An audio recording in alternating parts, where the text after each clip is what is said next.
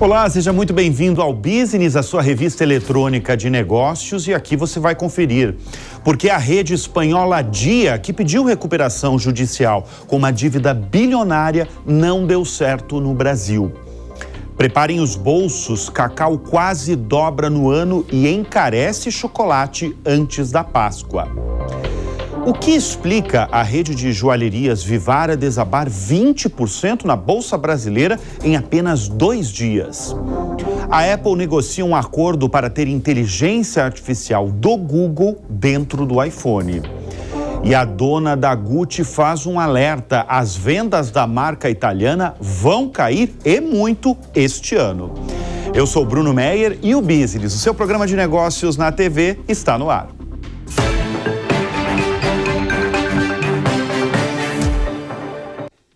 E uma mudança repentina na rede de joalherias Vivara mexeu com o mercado financeiro negativamente. A empresa, uma das maiores varejistas de joias do Brasil, anunciou que o fundador, o Nelson Kaufman, de 71 anos, esse senhor que vocês estão vendo aqui, que estava fora da empresa há 13 anos, está de volta para a função de CEO. Ele vai substituir o executivo Paulo Kruglenski, há 3 anos no cargo, e que lançou novidades como a linha Life, a marca de prata da empresa focada no público jovem e que cresce quase 40% ao ano. Em uma teleconferência com investidores e analistas, Nelson Kaufman destacou planos de internacionalizar a empresa com a ideia de levar a Vivara para o mundo e deu a sua opinião sobre mudanças nas estratégias da empresa para ter uma gestão mais rápida e prática dentro das lojas físicas. Ele diz, por exemplo, que a companhia precisa melhorar em muitas coisas, especialmente na experiência da loja, onde faltam bancos, segundo ele, para as vendedoras sentarem. A notícia e as declarações decepcionaram quem investe ou pensava em investir na varejista. Apenas em um dia, depois dessas declarações, as ações desabaram 14%, seguindo com uma queda no dia seguinte, eliminando quase um ano de ganhos das ações em apenas 2 dias. Para algumas gestoras, a reunião com os investidores, essa reunião em que o fundador citou a colocação de bancos para as vendedoras, foi considerada desastrosa. Segundo o analista do JP Morgan, a Vivara vai levar um tempo para reconstruir a confiança entre os investidores.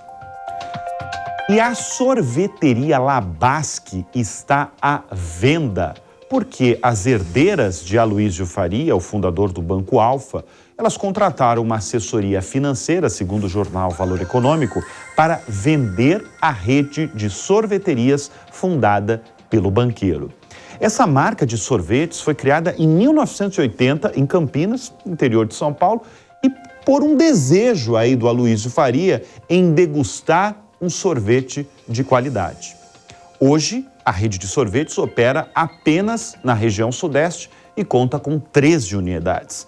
A Labasque, durante boa parte da sua trajetória, atuou no varejo, mais precisamente em supermercados. Você via várias vezes os potes dessa marca nos supermercados, tem até hoje. Agora, por ser considerada uma marca premium, o mercado acredita que concorrentes podem se interessar por ela e a venda ser mais rápido do que se pensa. Aloísio Faria morreu em 2020, aos 99 anos, e deixou uma fortuna avaliada em 1 bilhão e 700 milhões de dólares, o equivalente a 9 bilhões de reais. Faria construiu uma sucessão de negócios que vai além do setor financeiro com o Banco Alfa. Ele era dono da rede de hotéis Transamérica, da fabricante de água mineral Águas da Prata e da rede de material de construção C&C. Depois da morte do empresário, as 5 herdeiras passaram a traçar a venda do patrimônio da família. Elas, na verdade, já desfizeram de importantes negócios do grupo, incluindo a joia da coroa, que é o Banco Alfa, que foi comprado pelo Safra. Em dezembro, a Tegra Incorporadora foi responsável pelo maior feito do mercado imobiliário brasileiro no ano passado. E há quem diga que, inclusive, foi a transação do século no setor. A Tegra comprou um terreno de 30 mil metros quadrados na orla da Barra da Tijuca, no Rio de Janeiro, por 370 milhões de reais. E adivinha quem eram as donas do terreno? Sim, com certeza, eram as herdeiras de Aloísio Faria. A rede espanhola Dia entrou com um pedido de recuperação judicial no Tribunal de Justiça de São Paulo na última quinta-feira. De acordo com o pedido, a dívida da varejista é estimada em R$ 1 bilhão, sendo 268 milhões de reais devido aos bancos. O pedido ocorre depois de a rede anunciar o fechamento de 343 supermercados no Brasil. O fechamento das unidades em todos os estados brasileiros, exceto São Paulo, se deu porque a operação não era rentável, de acordo com o grupo. Segundo o Dia, o pedido de RJ é válido apenas para a operação no Brasil e tem como objetivo, abre aspas, tentar superar a sua atual situação econômica e financeira em meio a um período de dificuldades da rede no mercado brasileiro. A empresa afirma ainda que, desde a chegada ao Brasil em 2001, tem feito investimentos no país em um esforço que não obteve o retorno esperado. Em 2023, o prejuízo chegou a 830 milhões de reais por aqui. E para falar as razões aí desse pedido, nós vamos receber o economista Hugo Garbi. Hugo, obrigado pela presença aqui no Business. Hugo, o que deu errado? Por que o Grupo Dia não deu certo no Brasil? Olá, Bruno. Boa tarde, obrigado pelo convite. Olha, se a gente for analisar no Brasil, historicamente, o varejo, né, não só o varejo alimentar, mas o varejo de uma forma geral, ele funciona de forma bastante acirrada, né? Então, acho que o primeiro ponto são as margens, né? As margens, não só no Dia, mas historicamente, são margens apertadas, né? E, de forma geral, o mercado Dia, ele acaba, principalmente nos últimos 5 anos, operando com margens muito pequenas ou até margens negativas, se a gente for analisar grande parte do mix de produtos deles, né? E aí a gente tem ainda um agravante que acaba influenciando de forma bastante negativa, que é o alto endividamento da companhia, endividamento em reais, né, que para uma companhia com base na Europa acaba sendo bastante sui generis, né? E esse endividamento cresce a quase 300 milhões de reais, né? Sofre no pós-pandemia com o incremento da taxa de juros brutal que nós tivemos no Brasil. Isso acaba sendo a última, né, variável que faz com que a rede decida fazer o pedido de recuperação judicial aqui no Brasil. Hugo, porque eles foram muito diretos, né? Eles basicamente falaram que em outros países a rede tem dado certo. E esse foi um pedido aí basicamente exclusivo no Brasil. Agora, deixa eu te perguntar, o que a má gestão tem a ver com isso? Tem esse fator também quando você fala de uma rede de varejo, principalmente uma rede de varejo que entra com pedido de recuperação judicial? Eu acho que, de forma geral, né, a gente falar má gestão eu acho um pouco forte, até, né, se a gente for analisar sobre o aspecto geral. Nós tivemos diversos pedidos de recuperação judicial no Brasil, principalmente no pós-pandemia, né, que acaba tendo reflexo do cenário macroeconômico. Eu configuraria como mais como erros estratégicos do que má gestão, né? Ou seja, decisões que foram tomadas que acabam não refletindo a realidade macroeconômica e de mercado do Brasil. Primeiro, ter pontos de venda absolutamente espalhados por todo o Brasil, né? Não escolher uma praça que ele consiga ter mais sinergia logística, ter mais sinergia comercial. Isso faz toda a diferença no Brasil, é por isso que no Brasil nós temos grandes redes regionais que aproveitam aquele mercado, aquela otimização logística para poder investir. O Brasil é um país continental, né? Então a gente tem que levar isso em consideração. Outro ponto também que foi crucial foi o endividamento bancário, né? Se a gente for analisar grandes companhias, principalmente as companhias europeias, que historicamente têm ali nas suas praças, principalmente Espanha, Portugal, a Alemanha, uma taxa de juros muito baixa, realizam empréstimos intercompanhia da sua matriz, onde a taxa de juros é praticamente negativa, para o Brasil. O endividamento em reais, ou seja, o endividamento com bancos locais, acaba sendo um erro estratégico da companhia, que agora sofre com o incremento da taxa de juros, né? A gente chegou a 2% de taxa de juros no Brasil e agora a gente tem 11%, 12%, chegamos a 14%. Né? Agora, segundo dados da Serasa, Hugo, em 2023 foram quase 400 pedidos de recuperação judicial no comércio.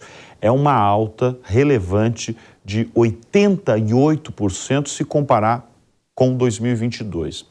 Por que o comércio acumula essas redes em crise que a gente está acompanhando?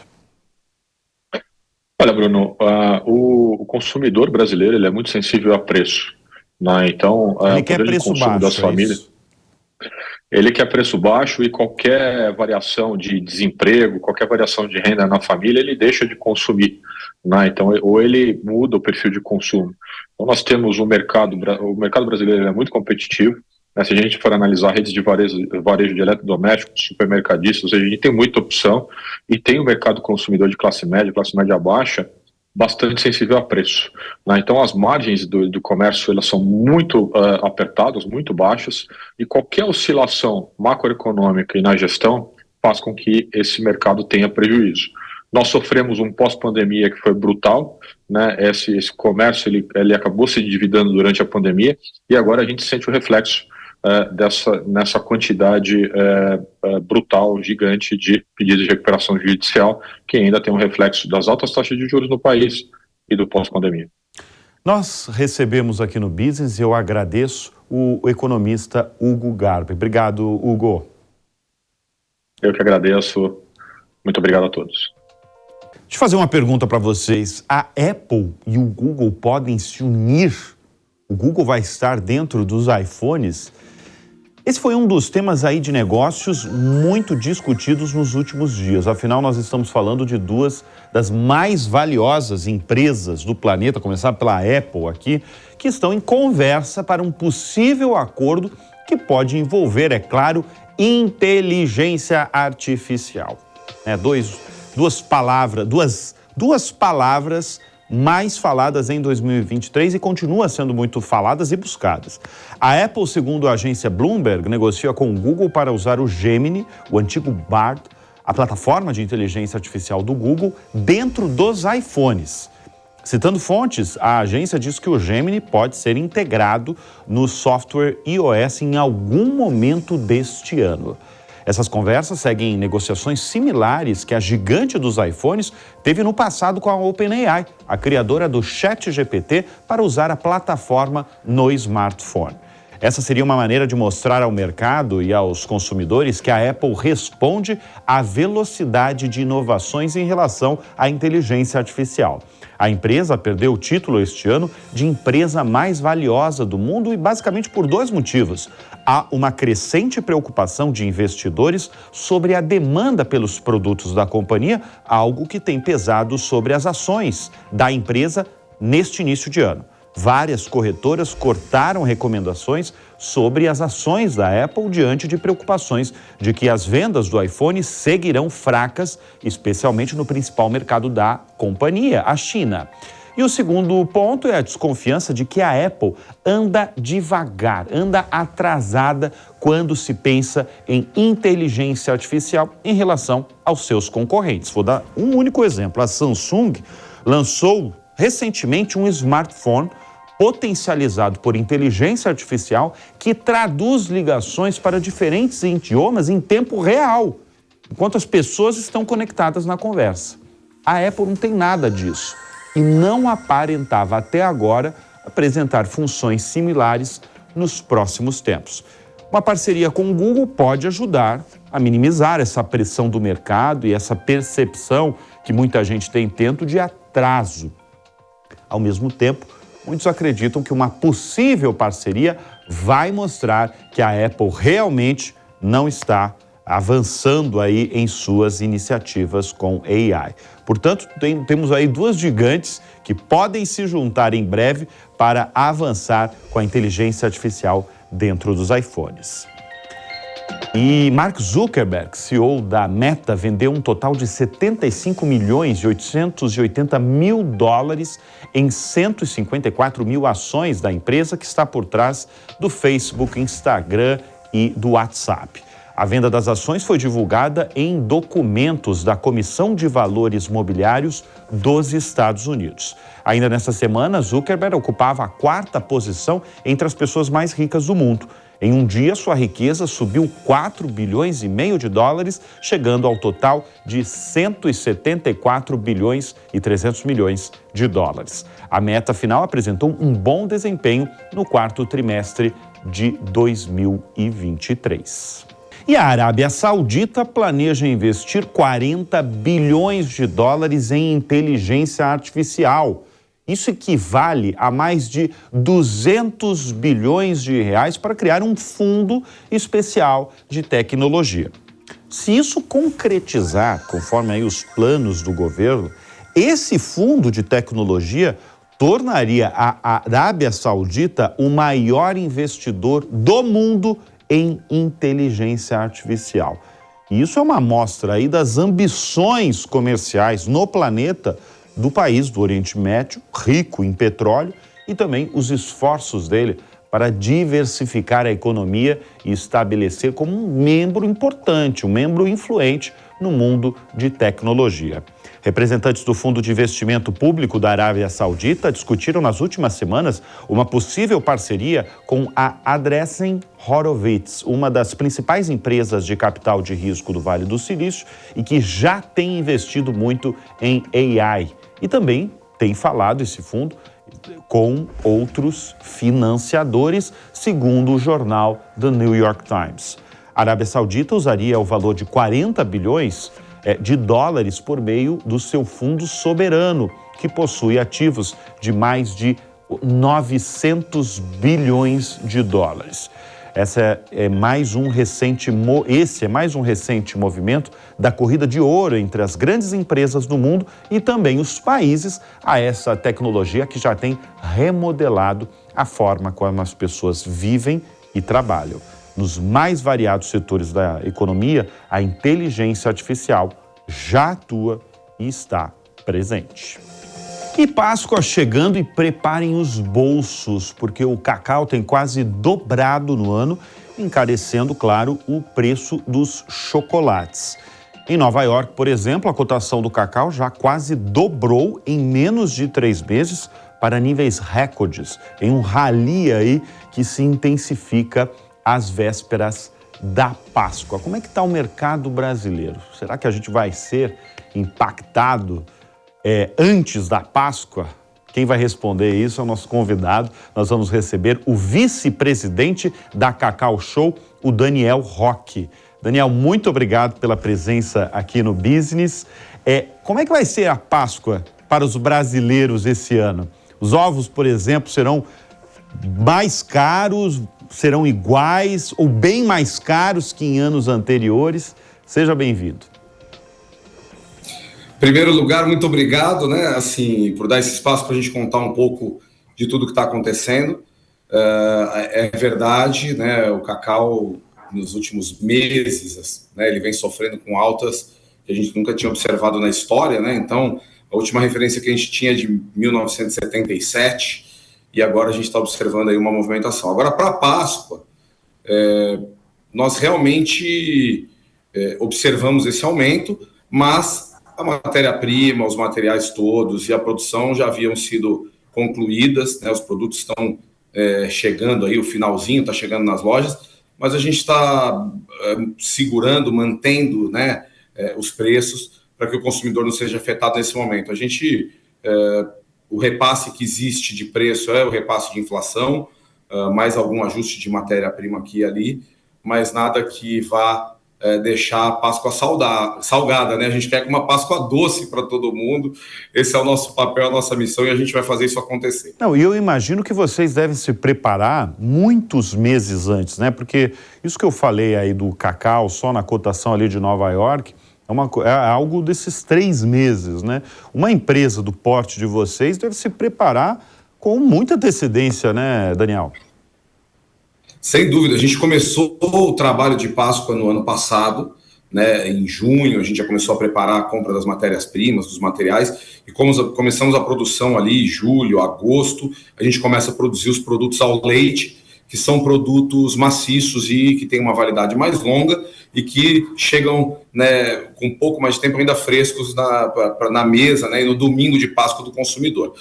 Realmente a gente se prepara com bastante antecedência. A gente já está preparando a Páscoa de 25. Ah, né, já estão pensando na Páscoa de 25?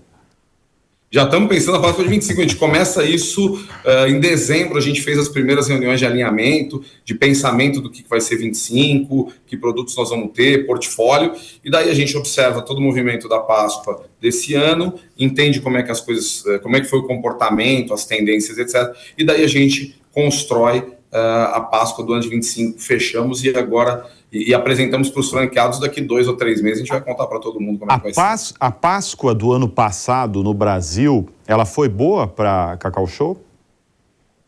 Ela foi muito boa. A gente, nosso crescimento aproximado de alguma coisa perto de 30%. Então foi uma Páscoa boa, muito impulsionada pelas novas lojas, né? No ano de 2022 a gente abriu 1.000 novas operações e isso ampliou muito a nossa distribuição no mercado nacional. Então a Páscoa foi muito boa. As lojas existentes também tiveram aí um comportamento bacana, então foi uma Páscoa muito boa. Para esse ano, e daí se eu puder complementar, a gente espera um crescimento de alguma coisa perto de 35%. 35%? Os consumidores estão... 35% dos consumidores estão super... É muito relevante. Assim, estão aceitando o nosso produto, nosso, né, portfólio de uma maneira assim incrível. A gente está muito feliz, e até pela oferta que nós estamos fazendo, o tipo de produto que a gente está entregando para o mercado, qualidade, gramatura, variação de mix, todos os licenciamentos. Então está bem bacana. Mas esse número de 35, como é que vocês prepararam aí? Vocês aumentaram a quantidade de produtos no portfólio de vocês? Como é que vocês estão se preparando para atingir esse patamar aí de um aumento de 35% comparado a 2023? Bom, um pouco do que você falou, né? De verdade, a gente deu uma boa revisada no portfólio, colocamos produtos que no ano passado acabaram caindo no gosto do consumidor, como o pistache, então esse cresceu significativamente porque faltou um volume importante, então a gente ampliou no mercado por demanda. Licenciamentos, por exemplo, a gente tem um ovo de Páscoa que no ano passado viralizou, que era dos ursinhos carinhosos, então as lojas esse ano acertaram a demanda versus aquilo que elas tiveram de não atendimento para esse cliente. E fora isso, a gente cresceu mais 500 operações no ano passado e entendemos aí que existiria uma demanda pelo momento do país. A gente acredita muito que as pessoas querem celebrar e a gente gosta de estar perto e participar. Então, tudo isso é ajustado conforme a nossa estratégia de ir ao mercado, mais as operações novas, a demanda dos produtos e os novos licenciamentos. Então, tem mais outros licenciamentos super bacanas. Estou fora da nossa linha de Chocomonstros, Belas, e o Dino. Esse ano a gente ainda lançou outras novidades que complementaram o portfólio. Então, foi mais ou menos essa estratégia que nos trouxe até aqui, a esse número, né? A gente está com uma expectativa realmente muito importante aqui. Você falou do pistache, né? Ele é um dos mais vendidos aí de vocês? Quais os sabores ou uma linha de produtos que é mais vendida aí de vocês, principalmente agora na Páscoa? O pistache é o queridinho, viu? Eu tenho que reconhecer. O que tem de review de pistache na internet é uma loucura, assim. Então, o pistache é um dos ovos mais procurados. O pistache, hoje, a gente girou até o momento perto de 30% da campanha, né? A última semana, que é a semana que vem, é a semana em que o movimento todo acontece de fato e que a gente que os consumidores vão para as lojas, fazem as compras. Até porque o clima do Brasil é mais calor, então o pessoal deixa o ovo guardado lá na loja, no ar-condicionado, e depois leva para casa para presentear a família. Mas o pistache está muito acelerado. Se a gente está em 30% do portfólio, o pistache já vendeu 60% do volume. É uma loucura, assim. Mas é um produto realmente especial, né? Com a matéria-prima, o recheio, todo. É um produto realmente diferente. Bom, Daniel, então você nos garante aí que nós não teremos, talvez, uma Páscoa muito salgada, né? Mesmo com esse aumento aí quase dobrando no cacau neste ano, os ovos de Páscoa, os chocolates de Páscoa talvez não serão tão refletidos nas lojas, supermercados e mercados brasileiros. Dá para falar isso? Dá para falar isso, Daniel? Dá para afirmar isso sim. A gente aqui, como eu disse, os produtos estão lá abastecendo as nossas lojas. E eles estão com os preços definidos e a gente garante que vai ser uma Páscoa doce, cheia de união, e que a gente fica muito feliz em poder participar desse momento com as famílias, com as pessoas e poder proporcionar essa união aí para todo mundo. Então vai ser uma Páscoa doce e como ela deve ser. Daniel, muito rapidamente, a gente falou muito do aumento de vendas no ano passado, a projeção para esse ano, mas esse início de ano tá sendo bom? Está sendo bom. Os meses de janeiro e fevereiro foram meses também muito bons. Assim. A gente teve crescimentos em janeiro 29%, em fevereiro foi um salto significativo, alguma coisa perto de 40%. Agora, claro, tem um dado que é bem importante, que a Páscoa no ano passado foi em 9 de abril e esse ano ela é em 31 de março. Então tem essa movimentação de Páscoa faz muita diferença. E no ano que vem ela é, se eu não me engano, 20 ou 21 de abril. Então essa movimentação ela faz muita diferença nesse comportamento. Então fevereiro tem uma parte, esses 40% ele está impulsionado por todo esse movimento e essa antecipação de praticamente 10 dias, mas mesmo assim foi um mês muito bom. Então o começo do ano, assim, a gente está sempre otimista por aqui, viu? A gente é muito otimista com as pessoas e com o Brasil, mas realmente isso tem se refletido em números mais do que o otimismo só. Eu tenho dados aí de realidade de números que comprovam isso. Muito bem, nós conversamos com Daniel Roque, vice-presidente da Cacau Show, que mais uma vez eu agradeço pela presença aqui no Business. Muito obrigado, uma ótima Páscoa para todos e a gente agradece mais uma vez o convite. Um abraço. E a BYD anunciou o aumento em mais de 80% dos investimentos na fábrica da montadora chinesa na Bahia, a primeira fora da Ásia, para acelerar aí as obras e também levantar 5 prédios residenciais para funcionários, com uma capacidade aí para abrigar 4.230 pessoas.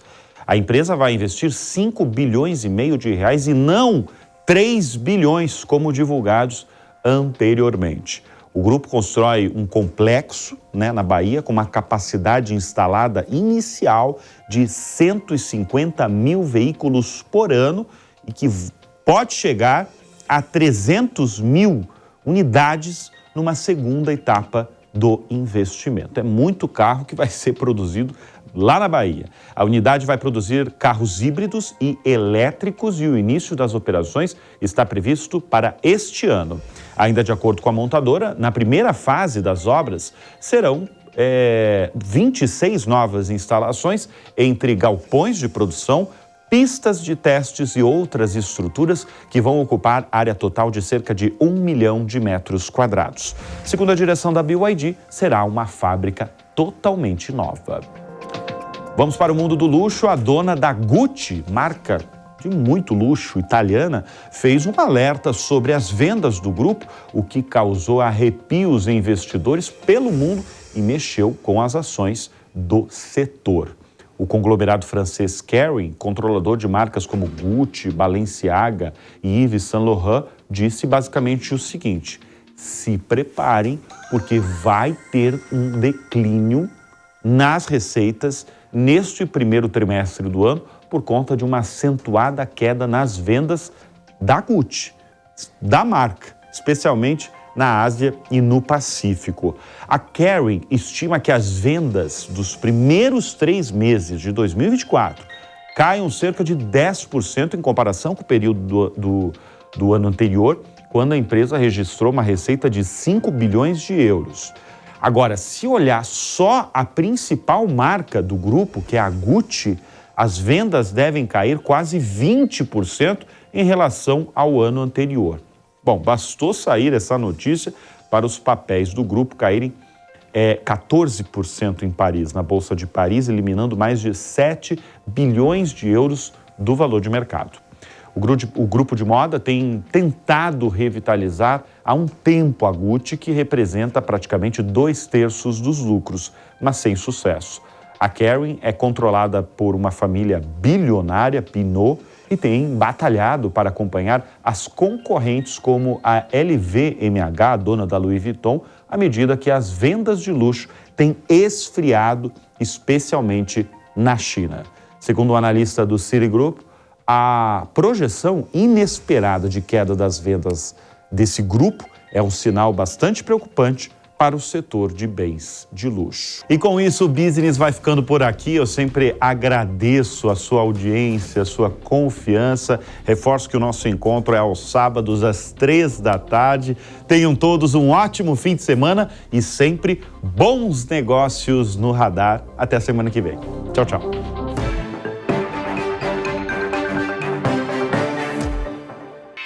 Realização Jovem Pan News.